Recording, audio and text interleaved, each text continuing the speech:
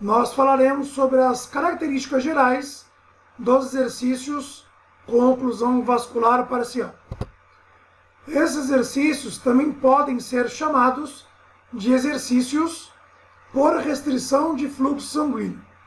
Portanto, é uma técnica caracterizada pela utilização e aplicação de exercícios resistidos com uso de compressão externa na região proximal de membros superiores ou membros inferiores.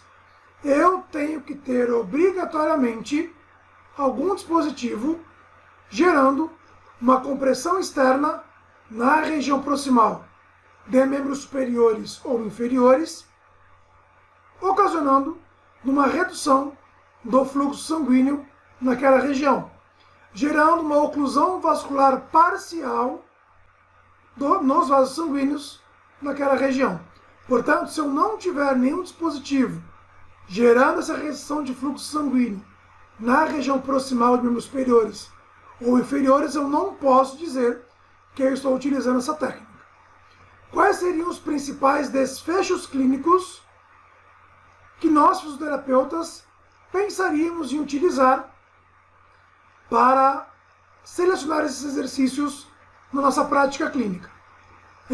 Se eu tiver um objetivo final com o meu paciente ou um desfecho clínico para aumentar o seu trofismo e a força muscular, eu posso pensar em utilizar esta abordagem para esse desfecho, para melhora da circulação sanguínea periférica e, consequentemente, melhora controle da pressão arterial e também para alívio de dor. Os principais desfechos clínicos para eu pensar em selecionar essa técnica são esses três que nós acabamos de citar.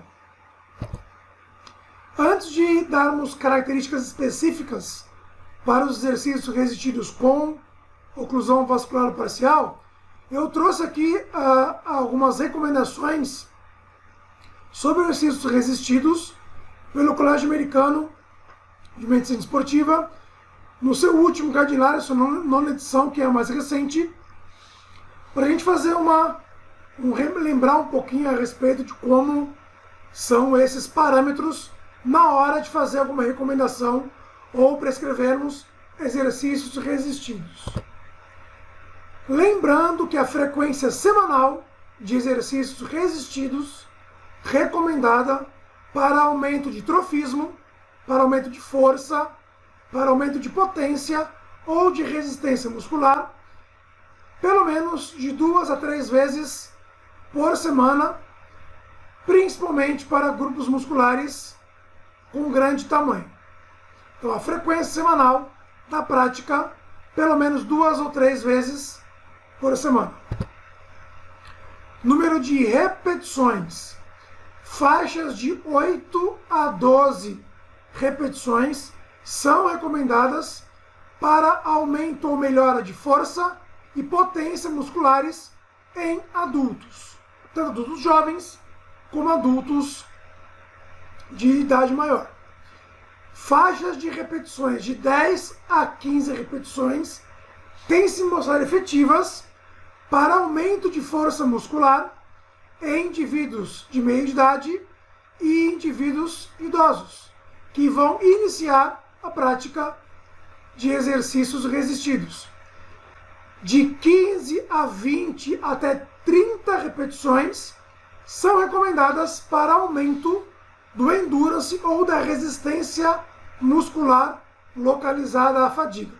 Portanto, se eu quero prescrever exercícios para aumento de força e potência, eu tenho que tradicionalmente imaginar séries de 8 a 12 repetições. Se eu quero trabalhar exercícios de resistência muscular localizada, séries de 15, 20 até 30 repetições. Se eu tenho foco, embora não esteja citado aqui, de trabalho de força máxima, em torno de 2 a 4 repetições. Quanto às séries, número de séries, 2 a 4 séries daquele exercício resistido específico são recomendados também para a maioria dos adultos, para aumento de força e potência muscular. Para indivíduos idosos ou para indivíduos que vão iniciar a prática de exercícios resistidos, uma única série já é efetiva para aumento de força e potência muscular. Já para melhora do endurance ou da resistência muscular localizada à fadiga, 2 séries ou menos já são recomendadas para esse desfecho. Quanto à intensidade, quanto à carga externa utilizada para este fim, quando eu seleciono de 60, uma intensidade de 60 até 70% de uma repetição máxima, ou seja, uma intensidade moderada a vigorosa, para iniciantes ou para já praticantes de nível intermediário de exercícios resistidos, essa intensidade já é recomendada para a melhora da força muscular. Já para indivíduos experientes ou que têm um tempo de prática de exercícios resistidos, cargas maiores ou iguais a 80% de uma repetição máxima, intensidade vigorosa a muito vigorosa, são recomendadas para o aumento de força muscular. Para indivíduos idosos ou que estão iniciando o trabalho de aumento de exercícios resistidos para aumento de força muscular, cargas ou intensidades em torno de 40% a 50% de uma repetição máxima, muito leve a intensidade leve, já podem ser benéficos nesse momento, para quem vai iniciar exercícios resistidos, ou para indivíduos sedentários, ou para indivíduos idosos. Tudo bem? E cargas abaixo de 50% de uma repetição máxima, ou seja, com intensidade de leve a moderada, são recomendadas para melhora, para aumento da resistência muscular localizada. E cargas de 20% até 50% de uma repetição máxima para idosos também são recomendados para aumento de potência muscular. Eu trouxe aqui esses parâmetros de frequência, número de séries, número de repetições e intensidade com as recomendações do Colégio Americano de Medicina Esportiva, que são recomendações tradicionais para o uso de exercícios resistidos. Os exercícios específicos de restrição de fluxo sanguíneo ou de oclusão vascular parcial apresentam algumas características específicas. Também é recomendado, como as recomendações gerais de exercícios resistidos, que eles sejam praticados de 2 a 3 vezes por semana por grupos musculares ou grupo muscular trabalhado. Entretanto, são mantidas 2 a 4 séries, também parecidas com as séries indicadas para exercícios tradicionais, exercícios resistidos tradicionais para aumento de força, potência e hipertrofismo muscular, porém, eu executo um número de repetições maior, de 15 a 30 repetições, com um intervalo entre séries entre 30 segundos e 1 minuto. Portanto, pessoal, aqui tem uma característica mais específica desses exercícios.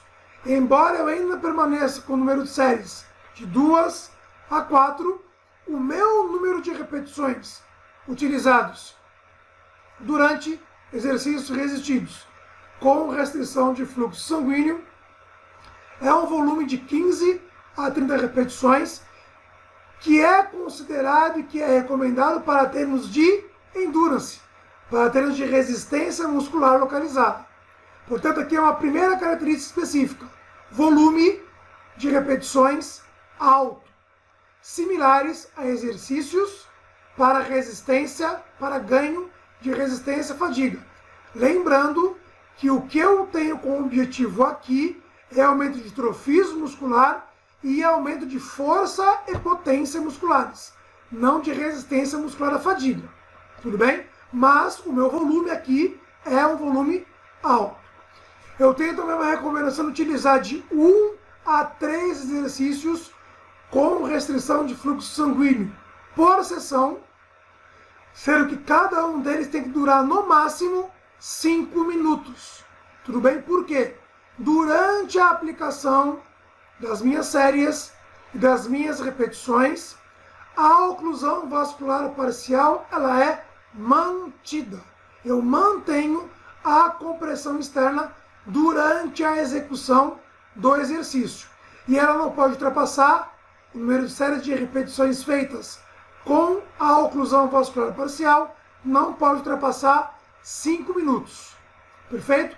E eu teria que selecionar de 1 a 3 exercícios durante a sua sessão terapêutica.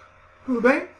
E após o intervalo entre cada exercício selecionado, eu libero a restrição de fluxo sanguíneo por 5 minutos. Eu retiro a compressão externa e mantenho essa reperfusão sanguínea daquela região por 5 minutos. E a minha intensidade nos exercícios com restrição de fluxo sanguíneo também é de baixa intensidade. Eu utilizo uma carga externa, uma intensidade de muito leve a leve, ou seja, de 20 a 40% de uma repetição máxima. Portanto, aqui é a segunda característica específica. Para exercícios resistidos, com restrição de fluxo sanguíneo, com o foco de aumento de força e potência muscular, além de um volume alto, eu vou usar uma intensidade baixa, uma carga externa baixa, similar a que eu uso também para exercícios de resistência muscular localizada. Portanto, eu tenho uma opção na minha mão de utilizar um exercício com baixa intensidade, baixa carga e com volume de repetições alto, parecido com exercícios de endurance, porém para ganho de força e potência muscular.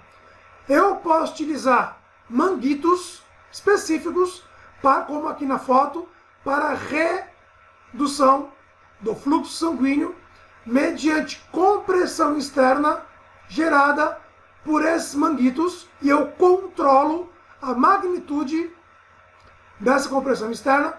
Eu posso utilizar os garrotes, eu posso utilizar torniquetes ou bolsas pneumáticas para gerarem essa compressão externa. Nós teremos um módulo específico que vai abordar os vários recursos utilizados para gerar a oclusão vascular parcial. E geralmente a magnitude das compressões externas elas variam entre 100 e 120 milímetros de mercúrio para membros superiores, com algumas pesquisas trazendo informações de 80 a 120 milímetros de mercúrio para membros superiores e de 180 a 250 milímetros de mercúrio de compressão externa para membros inferiores. Então essa compressão oscila de 80 até 120 para membros superiores e de 180 a 250 para membros inferiores.